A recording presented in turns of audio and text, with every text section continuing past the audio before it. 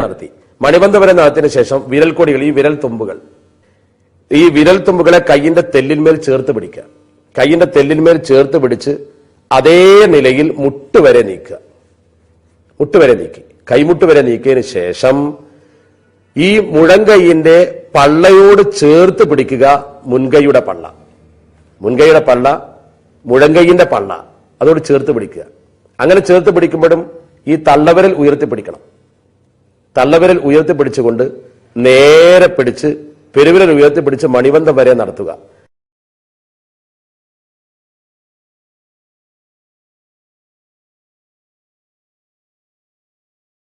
മണിബന്ധം വരെ എത്തിയാൽ ഇതുപോലെ ഇടത് പെരുവിരൽ കൊണ്ട് വലത് പെരുവിരലിന്റെ പുറംഭാഗം തടയുക.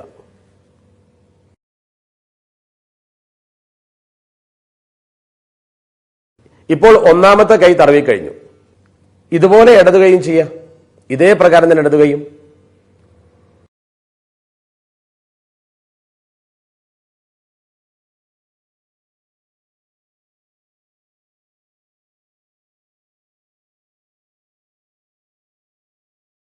ശേഷം വിരലുകൾ കോർത്ത് പിടിക്കുക.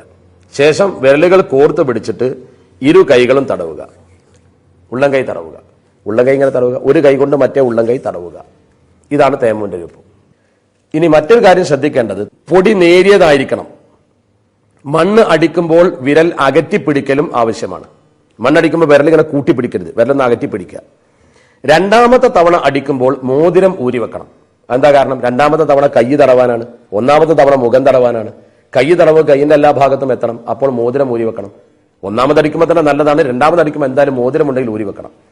ഇനി ഒരാൾ തേമം ചെയ്താൽ വുളു മുറിയുന്ന കാര്യങ്ങൾ കൊണ്ട് തേമം ബാത്തിലാവും. ഇനി മറ്റൊരു കാര്യം ശ്രദ്ധിക്കേണ്ടത്, തേമം ചെയ്യുമ്പോൾ ഫർളിനും സമയം നിർണയിച്ച സുന്നത്തിനും സമയമായതിന്റെ ശേഷം മാത്രമേ തേമം ചെയ്യാവൂ. സമയത്തിന് മുമ്പേ തേമം ചെയ്ത് കാത്തിരിക്കരുത്. ഒരു തേമം കൊണ്ട് എത്ര നിസ്കാരമാകാം? ഒരു തേമം കൊണ്ട് ഒരു ഫർദ് മാത്രമേ നിസ്കരിക്കാൻ പറ്റൂ. ഒരു തേമം കൊണ്ട് ഒരു ഫർദ്. വുളു ഇല്ലാത്തവർക്ക് നിഷിദ്ധമായ കാര്യങ്ങൾ എന്തെല്ലാമാണ്? നിസ്കാരം, തവാഫ്, സുജൂദ്, മുസ്ഹഫ് ചുമക്കല്, പഠന ആവശ്യത്തിന് വേണ്ടി ഖുർആൻ എഴുതപ്പെട്ടത് ചുമക്കൽ എന്നിവ വുളു ഇല്ലാത്തവർക്ക് ഹറാമാണ്. വലിയ അശുദ്ധിക്കാർക്ക് എന്തെല്ലാം ഹറാമാണ്? വുളു ഇല്ലാത്തവർക്ക് എന്തൊക്കെ ഹറാമാണോ അതൊക്കെ വലിയ അശുദ്ധിയുള്ളവർക്കും ഹറാമാണ്. അതിന്റെ പുറമെ അവർക്ക് പള്ളിയിൽ താമസിക്കല്, ഖുർആൻ എന്ന ഉദ്ദേശത്തോടെ ഖുർആൻ ഓതല് എന്നിവയും ഹറാമാണ്. ആർത്തവകാരികളാണെങ്കിൽ, അതുപോലെ പ്രസവ രക്തസ്രാവമുള്ള സ്ത്രീകളാണെങ്കിൽ ഇവയെല്ലാം നിഷിദ്ധമാണ്. ഈ കാര്യങ്ങളൊക്കെ അവർക്ക് നിഷിദ്ധമാണ്. ഇത്തരം സ്ത്രീകൾ നിസ്കാരം, നോമ്പ് എന്നിവ ഈ സമയത്ത് ചെയ്യരുത്. എന്നാൽ നോമ്പ് ഖളാ വീട്ടണം, നിസ്കാരം ഖളാ വീട്ടുകയും വേണ്ട. ഇസ്തിറാഹത്തിന്റെ ഇരുത്തം എന്താണ്? ഇത് നിസ്കാരത്തിന്റെ ഒരു സുന്നത്താണ്. രണ്ടാമത്തെ സുജൂദ് കഴിഞ്ഞ് നൃത്തത്തിലേക്ക് ഉയരുന്നതിന് മുമ്പായി ഇഫ്തിറാഷിന്റെ രീതിയിൽ അല്പം ഇരിക്കലാണ് ഇസ്തിറാഹത്തിന്റെ ഇരുത്തം. ഈ ഇസ്തിറാഹത്ത് എന്നാൽ അതിന്റെ അർത്ഥം വിശ്രമ ഇരുത്തം എന്നാണ്. ഒന്നാമത്തെയോ അവസാനത്തെയോ അത്തഹിയാത്തിൽ ഇരിക്കുന്ന സമയത്ത് ഇത് ബാധകമല്ല. നൃത്തത്തിലേക്ക് ഉയരുന്ന സമയത്ത് ചെറുതായി ഇരുന്ന് അനക്കം അടങ്ങിയാൽ ഈ ഇരുത്തമായി. അത്തഹിയാത്തിൽ ഇരിക്കുന്ന ഇമാമിനെ തുടരുമ്പോൾ വജ്ജഹത്ത് ഓതണോ? ഇരിക്കുന്ന ഇമാമിനോട് തുടരുന്ന ഒരാള് തക്ബീർ ചൊല്ലി ഇരിക്കുന്നതിന് മുമ്പായി ഇമാമ് സലാം വീട്ടിയാൽ അവൻ വജ്ജഹത്ത് ഓതണം. ഇവൻ ഇരിക്കുന്നതിന് മുമ്പ് ഇമാമ് സലാം വീട്ടി, എന്നാൽ അവന് ജമാഅത്ത് കിട്ടും. ഇമാമ് അസ്സലാമു അലൈക്കും എന്ന മീം പറയുന്നതിന് മുമ്പ് തക്ബീർ കിട്ടിയാൽ അവന് ജമാഅത്ത് കിട്ടും. അപ്പോൾ അവൻ വജ്ജഹത്ത് ഓതണം. ഇല്ലെങ്കിൽ വജ്ജഹത്ത് ഓതാതെ ഇമാമിന്റെ ഒന്നിച്ച് ഇരിക്കണം. അവൻ ഇരുന്ന ശേഷം ഇമാമ് സലാം വീട്ടിയാൽ പിന്നീട് എഴുന്നേറ്റ് നിന്ന് ഫാത്തിഹ തുടങ്ങിയാൽ മതി, വജ്ജഹത്ത് വേണ്ട. ഫാത്തിഹയ്ക്കു ശേഷം ആമീൻ എന്ന് പറയുന്നതിന്റെ വിധി എന്താണ്? ഫാത്തിഹ ഓതിക്കഴിഞ്ഞാൽ ആമീൻ പറയൽ, ഇമാമോട് ഒന്നിച്ച് ആമീൻ പറയൽ നിസ്കാരത്തിൽ സുന്നത്തുണ്ട്. പതുക്കെ ഓതുന്ന നിസ്കാരത്തിൽ പതുക്കെയും ഉറക്കം ഓതുന്ന നിസ്കാരത്തിൽ ഉറക്കയും, ഒറ്റക്ക് നമസ്കരിക്കുകയാണെങ്കിലും ആമീൻ പറയണം. ഇമാം ഒന്നിച്ച് നിസ്കരിക്കുന്നവൻ ഇമാം ഉറക്കം ഓതുന്നുവെങ്കിൽ ഇമാമിന്റെ ആമീന് കൂടെയാണ് ആമീൻ പറയേണ്ടത്.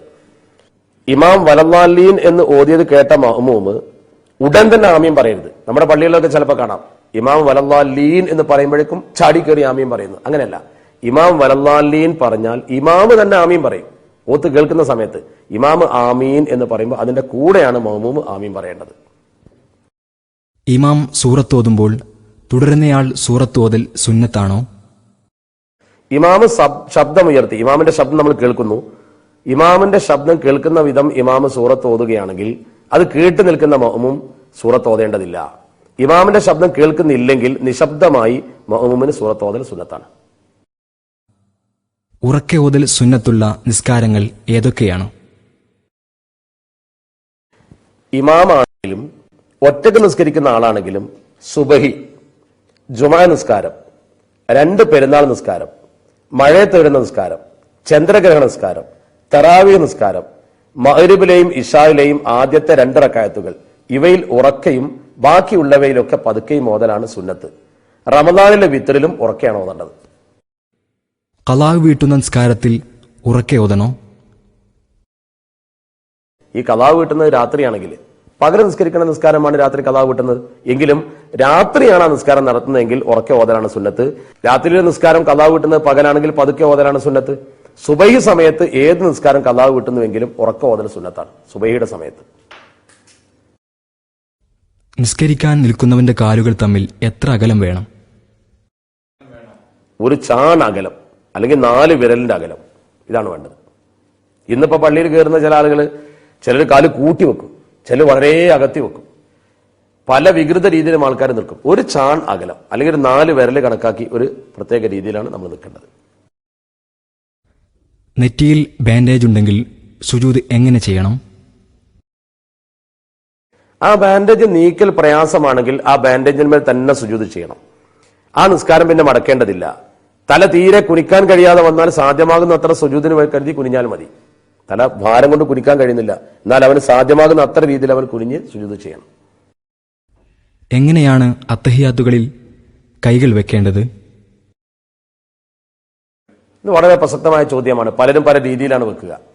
അത്തഹിയാത്തിൽ കൈവെക്കേണ്ടത് 2 അത്തഹിയാത്തുകളിലും, ഒന്നാമത്തെ അത്തഹിയാത്തിലും അവസാനത്തെ അത്തഹിയാത്തിലും ഇടത് കൈവിരലുകൾ കൂട്ടിയും പരത്തിയും, പരത്തി എന്ന് പറഞ്ഞാൽ ഇങ്ങനെ കൂട്ടിയും ഇങ്ങനെയല്ല, ഇത് കൂട്ടി, പരത്തി എന്ന് പറഞ്ഞാൽ ഇങ്ങനെ പിടിക്കരുത്, പരത്തി. ഇടത് കൈവിരൽ കൂട്ടിയും പരത്തിയും കാൽമുട്ടിന്റെ അറ്റത്ത് തുടകൾക്ക് മേൽ വെക്കുക, ഇങ്ങനെയാണ് വെക്കേണ്ടത്. അതേ സമയത്തോ വലതു കൈയുടെ തള്ളവിരലും ചൂണ്ടുവിരലും അല്ലാത്തവ, ഇങ്ങനെ വലതു കൈയിന്റെ തള്ളവിരലും ചൂണ്ടുവിരലും അല്ലാത്തവ കൂട്ടിപ്പിടിക്കുക. തള്ളവിരൽ ചൂണ്ടുവിരലിന്റെ താഴെ അറ്റത്ത് വെച്ച് ചൂണ്ടുവിരൽ താഴ്ത്തിയിടുക. തള്ളവിരൽ ചൂണ്ടുവിരലിന്റെ താഴെ അറ്റത്ത് വെച്ച് ചൂണ്ടുവിരൽ താഴ്ത്തിയിടുക, ഇങ്ങനെ താഴ്ത്തിയിടുക. അതിനുശേഷം ഇല്ലല്ലാഹ് എന്ന് പറയുമ്പോൾ ഇത് പൊക്കുക. ഇങ്ങനെയാണ് അത്തഹിയാത്തിൽ കൈവെക്കേണ്ടത്. വലതു കൈവിരൽ ഇല്ലാത്തയാൾ ഇടതു കൈവിരൽ ഉയർത്തേണ്ടതുണ്ടോ? ഇല്ല. നിസ്കാരത്തിൽ റകഅത്തിന്റെ എണ്ണത്തിൽ സംശയിച്ചാൽ എന്തു ചെയ്യണം? കുറഞ്ഞതിനെ അവൻ പരിഗണിക്കണം. 3 or 4 എന്ന് സംശയിച്ചു, എന്നാൽ 3 ആയി എന്ന് ഉറപ്പിക്കുക. ഉറപ്പുള്ളത് കൊണ്ട് അവൻ കണക്കിലെടുത്ത് ബാക്കി എണ്ണം പൂർത്തീകരിക്കുക.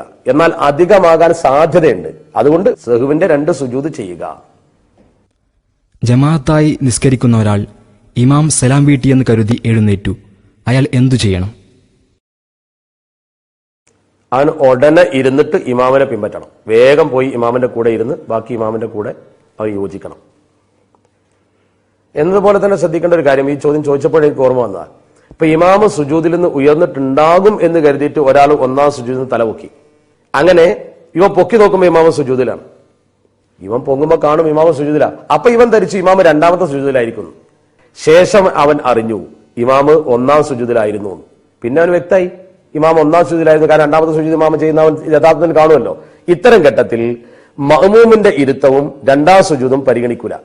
ഇവൻ ഒന്ന് ഇരുന്നിട്ടുണ്ടാവും, 2ാമത് 2 പരിഗണിക്കില്ല. അവൻ എന്ത് ചെയ്യണം? ഇമാമിനെ അനുഗമിച്ച് ബാക്കി അവൻ വീണ്ടും ചെയ്യണം. എന്ന് പറഞ്ഞാൽ ഇരുത്തവും 2ാമത്തെ സുജൂദും അവൻ വീണ്ടും ചെയ്യണം എന്നർത്ഥം.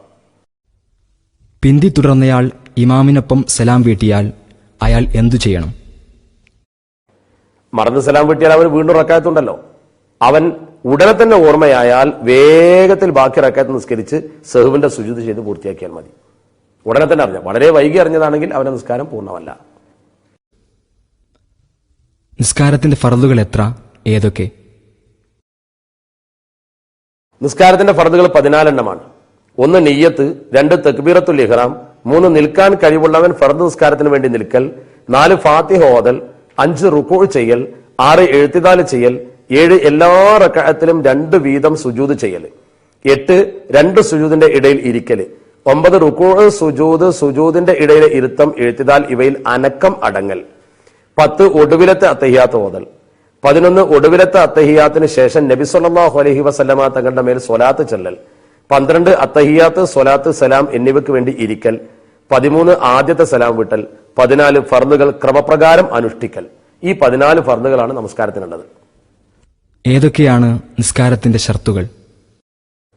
നിസ്കാരത്തിന്റെ ഷർത്തുകൾ നമ്മൾ നേരത്തെ വിശദീകരിച്ചിട്ടുണ്ട്. 5 ഷർത്തുകളാണുള്ളത്. 1 ചെറിയ അശുദ്ധി, വലിയ അശുദ്ധി എന്നിവയിൽ നിന്ന് ശുദ്ധമാകുക. 2ാമത്തെ നിസ്കരിക്കുന്നവന്റെ ശരീരം, വസ്ത്രം, നിസ്കരിക്കുന്ന സ്ഥലം എന്നിവ നജസിൽ നിന്ന് ശുദ്ധമാകുക. 3ാമത്തേത് ഔറത്ത് മറക്കുക. 4ാമത്തേത് സമയമായി എന്നറിയുക. 5ാമത്തേത് ഖിബ്ലക്ക് മുന്നിടുക. നിസ്കാരം നിർബന്ധമാകുന്ന പ്രായം എത്രയാണ്? 7 വയസ്സ് പ്രായമായാൽ കുട്ടികളോട് നിസ്കരിക്കാൻ കൽപ്പിക്കണം. 10 വയസ്സ് പ്രായമായാൽ നിസ്കരിച്ചില്ലെങ്കിൽ അടിക്കണം. പ്രായപൂർത്തിയായ എല്ലാവർക്കും നിസ്കാരം നിർബന്ധമാണ്, ശുദ്ധിയും ബുദ്ധിയും ഉണ്ടെങ്കിൽ. ആർത്തവ സമയത്ത് നിസ്കാര സംബന്ധമായി ശ്രദ്ധിക്കേണ്ട കാര്യങ്ങൾ വിശദീകരിക്കാമോ? ആർത്തവ സമയത്ത് സ്ത്രീകൾക്ക് നിസ്കാരം നിർബന്ധമില്ല, നിസ്കരിക്കരുത്. മാത്രമല്ല ആ നിസ്കാരം ഖളാ വീട്ടേണ്ടതുമില്ല. ഇവിടെ ശ്രദ്ധിക്കേണ്ട കാര്യം, ഒരു വഖത്ത് നിസ്കാരത്തിന്റെ അവസാന സമയത്ത് ചുരുങ്ങിയ രീതിയിൽ ആ നിസ്കാരത്തിന്റെ ഫർള് മാത്രം നിർവഹിക്കാൻ സമയം